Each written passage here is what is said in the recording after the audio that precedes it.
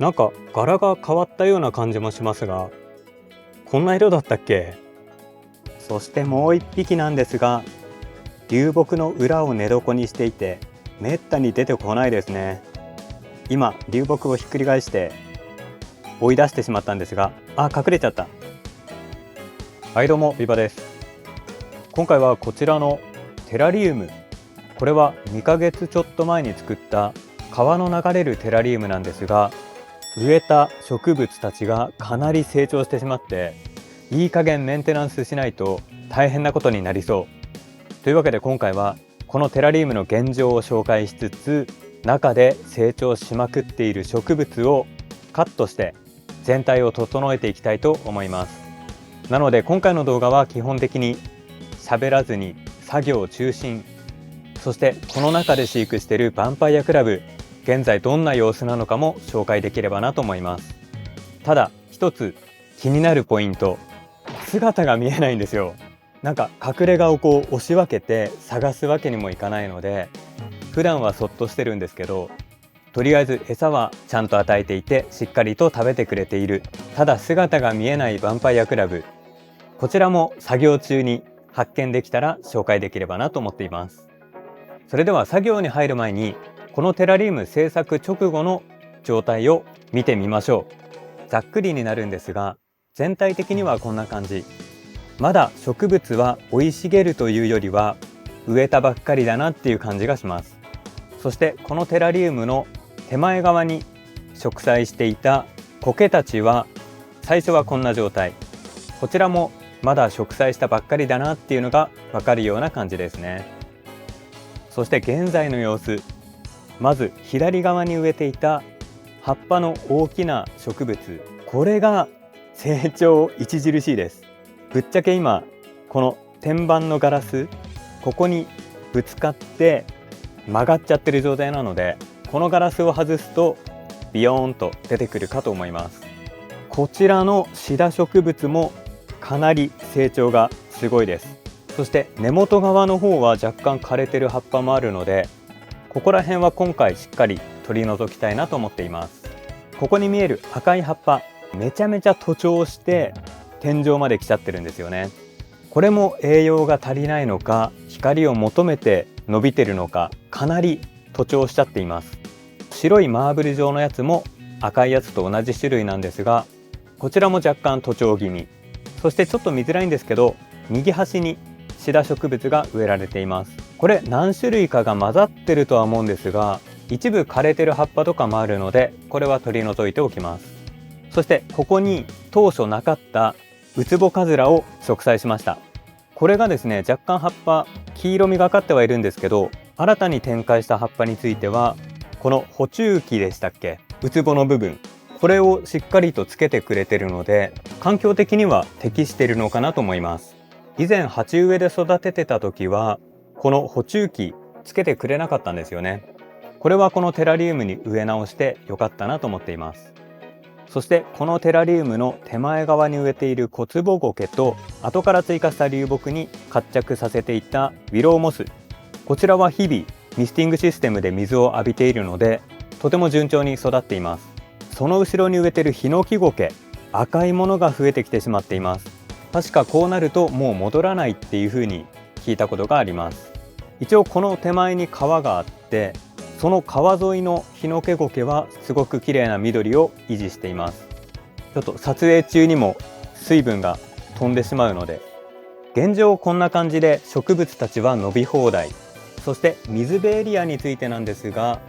水の溜まっている場所、ガラス面とか石が結構こけちゃいます。なので途中からラムズホーンを追加しました。この時5匹ぐらい入れたので一気に苔は食べてくれたんですが、ラムズホーンが卵を産んで繁殖を始めました。ただ大きな親個体のラムズホーンはヴァンパイアクラブに食べられてしまったようです。たまに陸地エリアにラムズホーンの貝殻が転がっているので、この水辺でラムズホーンを捕まえて陸地に持ってって食べている。ヴァンパイアクラブ雑食っていうのは聞いてたんですが、ラムズホーンまで食べるんですね。というわけで全体的にはこんな感じで、植物、特に後ろの植物たちがめちゃめちゃ伸び放題なので、これをなんとかして全体を整えたいと思います。それでは作業をやっていきましょう。この辺りやばいですね。この根っこのようなものも何本も出ています。これはどこで切ればいいんだろう。悩んでても仕方ないので水につけておけば増えそうですね。ちょっとキープしておこう。ちょっと待って。ちょっと残念なものを見つけちゃったかも。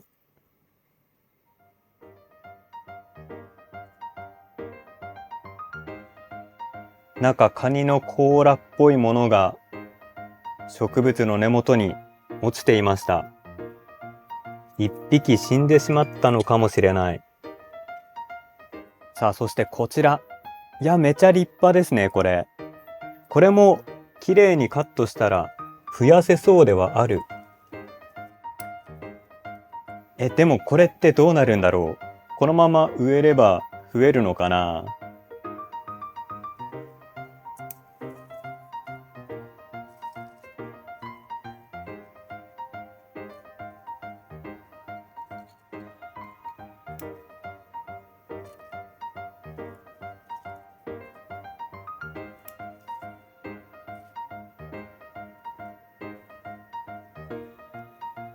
ちょっと待って、今一瞬カニがいた。今一瞬この根元にいたんだけど、どこ行った？うわー、ちょっと逃がしちゃうと気になるな。おそらくここに川の源流があるんですけど、ここら辺に潜んでるんですね。カニ探しは後で。続いてこれ。いや、これどうすればいいんだろう。ここら辺でカットして、これで植えればまた伸びるんだろうか。で、こっちも同様。ウツボカズラ、こちらに植栽してから上半分ぐらいは新しい葉っぱ、下の大きいところ古い葉っぱなので取り除いちゃいます。ちょっとバランスが悪いですけど。そしてこちらの綺麗なやつもカット。これ結構枝分かれしてるんですよね。このまま植えちゃえば増えるんだろうか。超ハプニング。シダ植物取り除いてる最中、ウツボカズラにピンセットが引っかかって抜けてしまった。ちょっとせっかくなのでこのフラットな面をガラス面にくっつけて位置調節。よし、なんとか復旧。さあ、そして赤くなってしまったヒノケゴケ。こんな感じで生えるんですね。今下の方から緑の新芽出てるのがわかると思うんですけど、切るの早まりましたね。もうちょっと上から切れば新芽すくえたんですけど、なるべく上の方だけ切るようにしましょう。いや、むしろこの赤いの切らなくていいのか？見た目的には紅葉みたいで悪くはないんですけどね。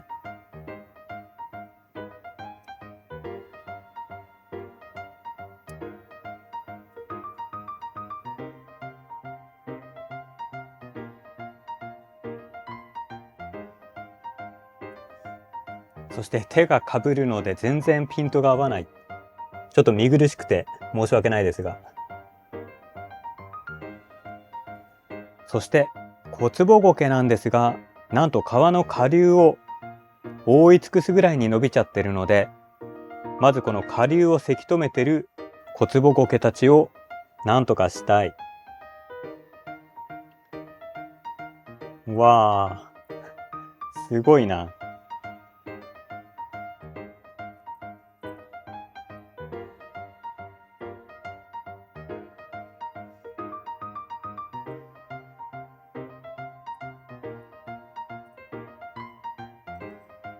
両岸から伸びてたんですけど、いや、すごい伸びてますね。ここまで成長速度が速いとは思わなかったです。ちょっと卵巣がここら辺出てますね。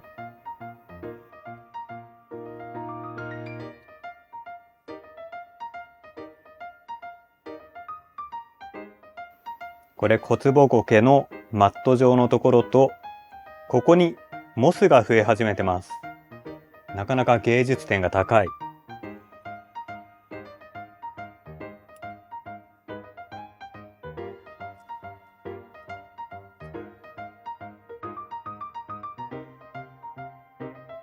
一応ここまで植物をカットして減らしました。2ヶ月ちょっとの間でかなり成長はしていたんですが、かなり自然感の出たところもあるので、そこを紹介したいと思います。まずこの流木のところなんですが、流木のウィローモスと地面に置いてあったコツボゴケ、お互いに侵食し合うように伸びて完全に一体化しています。この状態は植栽した手ではほとんど味わえないような自然感のある風景。こういうのたまんないですね。同様に川の反対側、ここも流木と地面のつながるところなんですけど、ウィローモスとコツボゴケ、見事に融合しています。それとちょっと分かりづらいんですが、ヒノキゴケが結構新しい芽が出てました。新しい芽の部分、結構葉っぱが密集するので濃い緑に見えるんですけど、ちょっと映像では伝わりづらいかもしれませんが、この辺りとかこの辺り、あとこちらも結構新しいヒノキゴケが生えてきています。そして作業中、不幸にも抜けてしまったウツボカズラ、ぐるっと株を回転して一番大きい捕虫器が手前で観察しやすいように位置を修正しました。このテラリウムではこのトラップに落ちそうなのはトビムシぐらいなんですけど、とりあえずこの捕虫器でっかく育ってくれたら嬉しいですね。そしてこのテラリウムの特徴であるメンテナンスのできる水中ポンプエリア、このボックス内に水中ポンプ入ってるんですが、スポンジも全然汚れてないですね。このテラリウムの定床だったり、その下に埋めた溶岩砂利、それらでしっかりろ過してくれているのか、目詰まりほとんどしてないと思います。そして我が家のカニさんなんですが、ここにいますが、分かりづらいですね。いや、久しぶりに見た気がする。なんか柄が変わったような感じもしますが、こんな色だったっけ？地味に逃げるのはやめてほしい。そしてもう一匹なんですが、流木の裏を寝床にしていて、めったに出てこないですね。今流木をひっくり返して追い出してしまったんですが、隠れちゃった。これで現在2匹のヴァンパイアクラブを確認することができました。おそらくもう1匹いるはずなんですけど、ちょっとどこに隠れてるのかわからないですね。脱走したっていうことはほぼないと思うので、どこかに隠れてるだけと信じたい。餌切れはないと思うので、もし死んでしまうとしたら同種間での争い、隠れがたくさんあるので大丈夫だとは思うんですが、今いる3匹を大事に飼育していきたいと思います。さあ、やっとメンテナンス完了しました。いや、めちゃめちゃ大変ですね。椅子とかに座ってできればいいんですけど、立って作業するのなかなかきついです。今回はテラリウム後方の大きく育った植物たちをざっくりサイズダウンしたのと、あとは手前側にある苔類、こちらの調整、主に皮をせき止めてた部分の苔の除去、メンテナンス作業を行いました。あとはウツボカズラの向きがぐるっと変わりました。そして普段全く姿を見せないヴァンパイアクラブ、1匹死んでしまったと思われる甲羅が見つかったので、共食いか何かで死んでしまったんですが、残り3匹いるはず。そのうち2匹は無事に姿を確認できました。正直ヴァンパイアクラブの飼育者さんからすると、全然姿が見えないのにそれで満足なのかと言われそうなんですが、個人的にはたまに出てきてくれる姿を見れる、そんな楽しみがこのテラリウム環境で得られるかなと思います。あと若干苔類にカビが生えてるので、それがどうなるかですね。一応飛び虫は入れてるので食べてくれるとは思うんですが、こちらもまた様子を見ていきたいなと思っています。今回大きく植物カットしてそれの使えそうな部分が残っているので、もしかしたらもう一つぐらいこんな感じのテラリウム作れるかもしれない。その植物使う使わないにしても30キューブぐらいのちょっとちっちゃめのテラリウムとか作ってみたいですね。もし制作する際にはまた動画にしたいと思うので、テラリウム制作これからチャレンジしたいっていう方は、ビブアクアも初心者なので動画を通して一緒に楽しんでいければなと思っています。もしよければチャンネル登録、グッドボタン、ハイプなどいただけると励みになります。それではまた次の動画でお会いしましょう。ご視聴ありがとうございました。バイバイ。本当は最後にカニちゃんの姿を映したいんだけど、どこに行ったのかわかんないですね。